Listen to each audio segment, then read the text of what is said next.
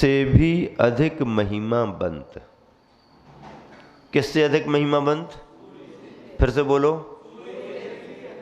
किससे अधिक महिमावंत?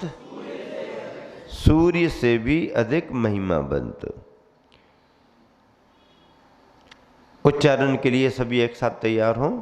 नास्तं कदाचिदुपयासि न राहुगम्य स्पष्टी करोसि सहसा युगपज्जगन्ति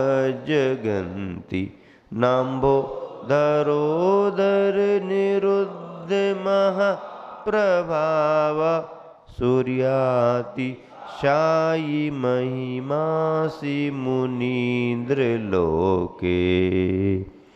नास्तं कदाचिदुपयासि न राहुगम्यः स्पष्टीकरोसि सहसा युगपज्जगन्ति नाम्भो धरोदर निरुद्ध महाप्रभावः सूर्यातिशायी महिमासि मुनीन्द्र लोके।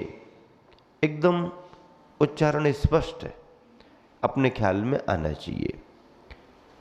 एक एक शब्द का अर्थ लगाएंगे तो भाव पकड़ में आएगा। मुनीन्द्र, हे मुनियों के इंद्र, मुनीन्द्र। लोके, इस लोक में। तुम, आप। कदाचित, कभी। न अस्तम उपयासी, अस्त होते ही नहीं हो। न राहुगम्यः, न राहु के द्वारा गिर से जाते हो। न अंभो धरोदर, न मेघों के द्वारा आपका निरुद्ध महाप्रभाव। महाप्रभाव निरुद्ध होता है, मेघों के द्वारा न प्रभाव रोका जाता है। युगपद एक साथ जगंती, तीनों लोकों को सहसा शीघ्र ही स्पष्टीकरोसि प्रकाशित करते हो। इति, इस तरह आप सूर्यातिशायी, सूर्य से भी अधिक महिमा असी, महिमा वाले हो। सूर्य से भी अधिक महिमा वाले हो। सूर्य का प्रताप, सूर्य का प्रकाश सभी जानते हैं,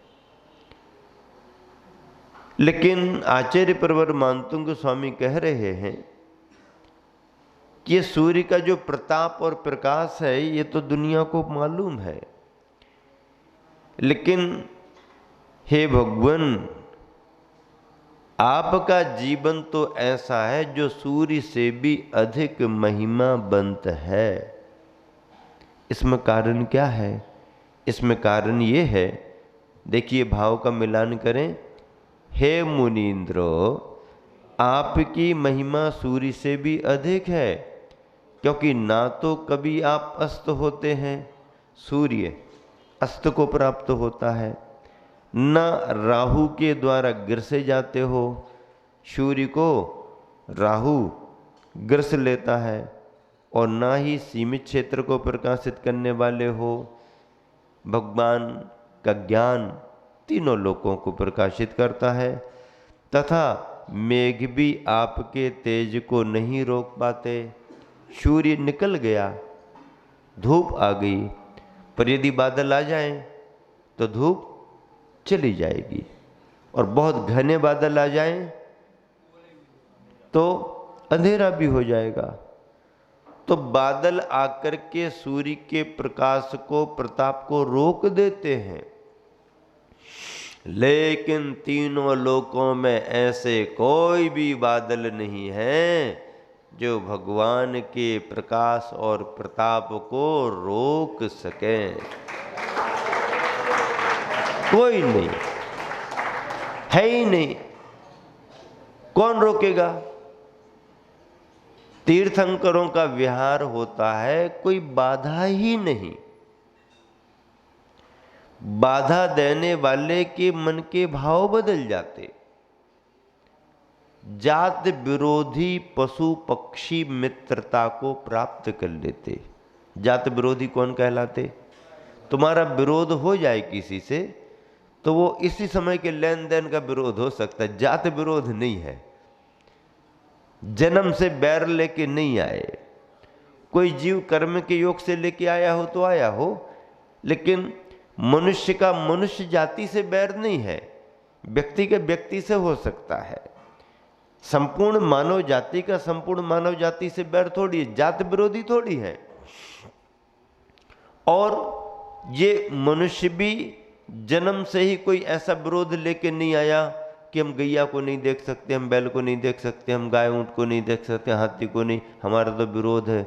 नहीं, तुम्हारे व्यक्तिगत कुछ किसी भाव का हो तो बात अलग है, लेकिन ये जीव तो सब एक दूसरे से मिलकर के चलते हैं। पशुओं में जो मनुष्यों के साथ पशु रहते हैं उन पशुओं का पालन भी किया जाता है, इसलिए मनुष्य को पशुपालक भी कहा गया। क्या कहा गया? पशुपालक, गौपालक भी कहा गया।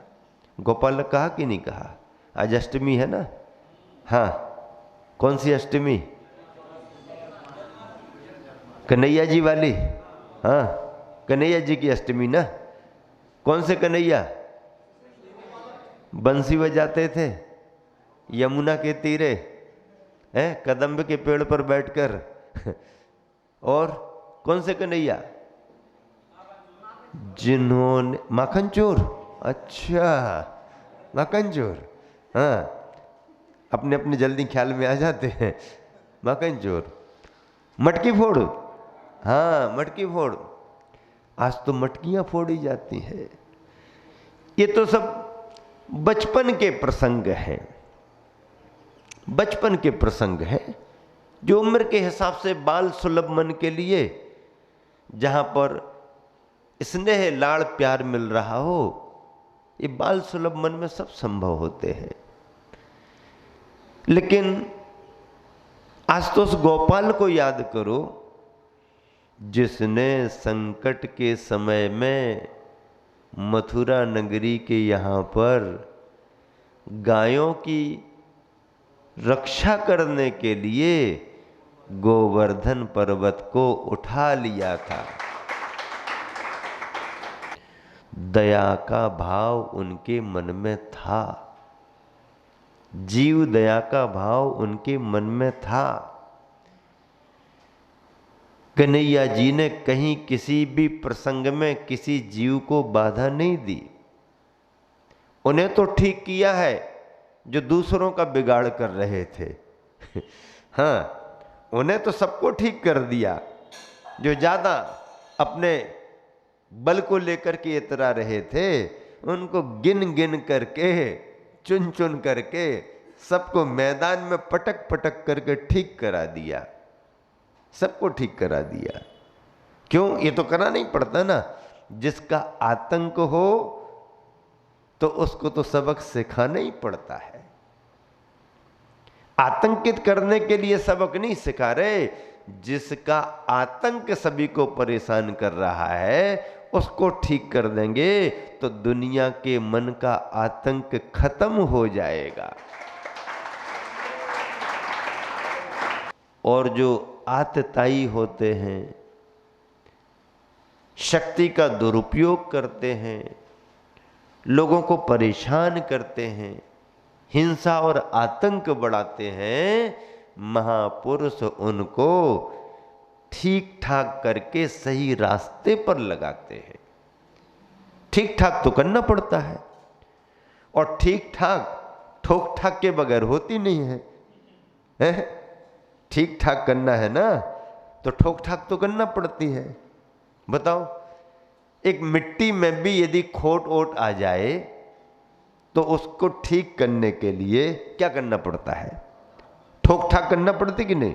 हाँ, बिना ठोके ठाके कोई ठीक थोड़ी होता है। लेकिन ठोक ठाक का मतलब ये थोड़ी है कि ठोके ठाक करके रख दो, नहीं। अंदर हाथ पसार के ऊपर मारे चोट। क्या? अंदर हाथ पसार के, अंदर हाथ लगा लिया और ऊपर से, तभी तो आभूषण बनते हैं। तभी तो मंगल घट घड़े बनते हैं। एकदम ठोकई ठाकी कर दो तो मामला बिगड़ जाता है। जरा सावधानी से करना पड़ती है। एक हमारा संस्मरण है छोटा सा ब्रह्मचारी अवस्था का, सुनो, अच्छा लगेगा आपको। कोनी जी, जबलपुर के पास में, पाटन के पास कोनी जी क्षेत्र है। उस क्षेत्र पर आचार्य श्री सबसे पहली बार जब पहुंचे थे रुके। आधा सर्दी का समय था और सर्दी जाने के बाद थोड़ा थोड़ा गर्म सा हो गया, ऐसे मौसम में रुके थे। क्षेत्र पर कोई इंतजाम विशेष नहीं थे, मतलब मंदिरों में लाइट भी नहीं थी, अलग से रुकने के लिए संघ को कोई कक्ष वगैरह भी नहीं थे। लेकिन इसके बावजूद भी आचार्य का मन बना कि क्षेत्र पर रुकना है। केवल एक हॉल था और एक हॉल में ही 14 महाराज जी रात्रि विश्राम करते थे। हॉल भी बहुत बड़ा नहीं था लेकिन पर्याप्त था, कोई असुविधा नहीं थी। एक ही हॉल में सब रहते थे। दिन में यदि किसी को बैठना है तो अलग से कोई स्थान नहीं है तो मंदिरों में जाके बैठ जाओ। तो उस समय मंदिरों में सुधार कार्य चल रहा था, क्योंकि चमगादड़ें और ये और वो पुराने क्षेत्र थे, वो सफाइयाँ, तो कहीं कोई मशीन कहीं कुछ। फिर भी यदि बैठना है तो बैठ जाओ, अपना काम कर लो। और यदि नहीं बैठना है मंदिर वगैरह में तो फिर उसी हाल में बैठ जाओ। तो 4-4, 6-6, 8-8 महाराज उसी हाल में बैठे रहते। आचार्य भी उसी में रहते थे। लाइट थी नहीं, पढ़ाई वढ़ाई करना हो ब्रह्मचारी को तो लालटेन रखवा लो अपने माली से कह के, रख दो भैया, रात में जब टाइम मिलेगा तो पढ़ाई कर लेंगे, सुबह से जल्दी उठ के पढ़ाई कर लेंगे। लेकिन चर्या वगैरह सब अच्छी होती थी। श्रावक आसपास से आते थे, चौके लगाते थे, आहार वाहार सब अच्छी, अनुकूलता, स्वाध्याय की भी अनुकूलता। दिन भर आहार दान के बाद सब लोग वापस चले गए, पढ़ाई लिखाई स्वाध्याय करो, जंगल पूरा क्षेत्र। एक दिन रात में भैया वृत्ति करने के लिए मैं गया, शीशी हाथ में थी, आचार्य की सामयिक हो गई। मन में आया कि थोड़ा सा सर्दी का समय है तो कुछ तेल थोड़ा सा लगा दिया जाए। अंधेरे में अंदाज से तो गए, ढक्कन खोल लिया और शीशी वहीं रखी, तेल निकाला, लगाना शुरू कर दिया। और ख्याल गया नहीं कि ढक्कन तुरंत लगा दो। अब थोड़ी देर में किसी को लगा कि आचार्य की सामयिक हो गई होगी तो चलो अपन भी चलते हैं, भैया वृत्ति करें।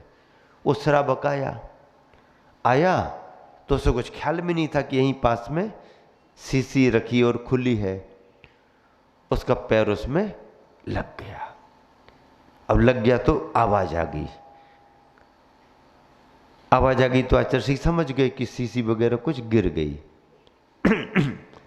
ऐसा आचार्य ने समझ में आ गया। उस श्रावक ने टॉर्च जला दी, उसके पास टॉर्च थी, टॉर्च जला दी तो देखा तेल फैला हुआ है, तेल फैल गया। अब तेल फैल गया तो आचार्य ने तेल की तरफ देख लिया तो अपन को तो ठंड में भी पसीना आ गया, क्योंकि अपनी लापरवाही से नुकसान हुआ। यदि सावधानी से ढक्कन लगा के रखते तो नुकसान नहीं होता, और फिर नुकसान गुरु के सामने दिख जाए। तेल फैल गया और आचार्य ने अब हम मेरी तरफ नहीं देखा, तेल की तरफ देखा कि ये ब्रह्मचारी का ख्याल जाए कि क्या गिर गया है। तेल की तरफ देखा और अपने को तो ख्याल में आ गया कि बात पकड़ में आ गई, ठंड में ही पसीना आ गया। कुछ नहीं बोले, कुछ नहीं, कुछ इशारा भी नहीं। कुछ श्रावक ने जल्दी जल्दी हाथ में लिया और कुछ गुरु जी के पैर में कुछ ऐसा वैसा करके हमने भी थोड़ा सहयोग किया और शीशी बंद करके रख दी। अब रात थी तो मालूम था कि कुछ अभी तो कुछ होने वाला नहीं, अब जो भी होगा वो सुबह होगा। अब इसी विकल्प में रात में सो तो गए, लेकिन वो विकल्प बना रहा कि अब सुबह तो डांट पड़ेगी, सुबह तो गुरुजी कुछ ना कुछ कहेंगे, कोई बात नहीं। स्तुति वगैरह हुई, आचार्य ने आचार्य भक्ति की, पूरा संघ उपस्थित था। अब लगा कि आचार्य भक्ति के बाद कोई प्रसंग निकलेगा, तो आचार्य ने कोई प्रसंग ही नहीं निकाला। तब मुझे लगा कि आचार्य भूल गए होंगे, तो मन में थोड़ी राहत, हाँ, कि आचार्य को शायद विस्मृत हो गया होगा, इसलिए कोई प्रसंग नहीं लिया। दूसरी चर्चाएं शुरू हो गई। ठंड रहती तो जल्दी जंगल नहीं जाते, दूसरी चर्चाएं संघ की, अच्छी धार्मिक चर्चाएं। अपन एकदम फ्री हो गए, चलो अपना विषय गया। महाराज जियों को भी पता पड़ गया था रात में कि ऐसा ऐसा, महाराज जी भी कुछ प्रतीक्षा में थे, आचार्य कुछ कहेंगे। लेकिन जब चर्चाएं हो गई और जंगल जाने का समय होने को हुआ, तो आचार्य, हाँ सुनो सुनो एक बात, सुनो सुनो। तो सबने सोचा कोई धार्मिक चर्चा और आ गई होगी यार। हाँ सुनो, देखो रात में तुम लोगों का ख्याल गया कि नहीं महाराज जी हो गया? हमारी तरफ नहीं, हमारी तरफ तो देखा ही नहीं, कुछ कहा नहीं। महाराज जी देखो रात में तुम लोग का कुछ ख्याल गया कि नहीं गया? तो हाँ आचार्य, रात में वो तेल गिर गया था ना। हाँ देखो, जब ये हुआ, तेल गिरा, तो मेरा एक सूत्र बन गया उस समय। सूत्र बन गया तो बात नॉर्मल हो गई कि भाई आचार्य तो कोई अपने तरीके से बात करेंगे। उस समय तो मेरा रात में चिंतन में एक सूत्र बन गया। महाराज जी वगैरह के लिए आचार्य क्या सूत्र बन गया? तो आचार्य कहते हैं देखो सूत्र बना हमारा, क्या सूत्र बना कि शिष्य और शिष्य को डांट लगाना जरूरी है। क्या? शिष्य और शिष्य को डांट लगाना जरूरी है। अब जो कहना चाहते थे वो सब कह दिया, लेकिन कहा किसी से नहीं, और सब कह दिया। शिष्य और शिष्य को डांट लगाना जरूरी है। लेकिन उसमें फिर आचार्य क्या बोले, लेकिन डांट लगाने वालों को इतनी सावधानी रखना पड़ती है कि डांट तो लगाए, लेकिन संभल करके डांट लगाए। ज्यादा जोर से डांट लगा दें तो यदि लकड़ी का ढक्कन होता है तो वो अंदर ही चला जाता है, फिर ना वो निकलता है ढक्कन और ना तेल निकल पाता है। और यदि चूड़ी वाला ढक्कन हुआ और जोर से लगा दिया तो फ्री हैंड चूड़ी हो जाती है, तो फिर बाद में वो घूमता ही रहता है, काम नहीं करता। इसलिए शिष्य और शिष्य को डांट तो लगाएं, लेकिन संभल करके लगाएं। और रिद्धि मंत्र है ओम ह्रीं मरम प्रत्येक बुद्धि रिद्धि, प्रत्येक बुद्धि रिद्धि प्राप्तिभ्यो नमः। प्रत्येक बुद्धि रिद्धि ये ऐसी है कि गुरु के उपदेश के बिना ही संयम तप में प्रवृत्ति कराने वाली बुद्धि अपने आप, गुरु का उपदेश नहीं मिला फिर भी संयम तप में प्रवृत्ति कराती, ऐसी बुद्धि रिद्धि रिद्धिधारी मुनियों को होती है। प्रत्येक बुद्धि रिद्धि है। इसी भाव से इस श्लोक का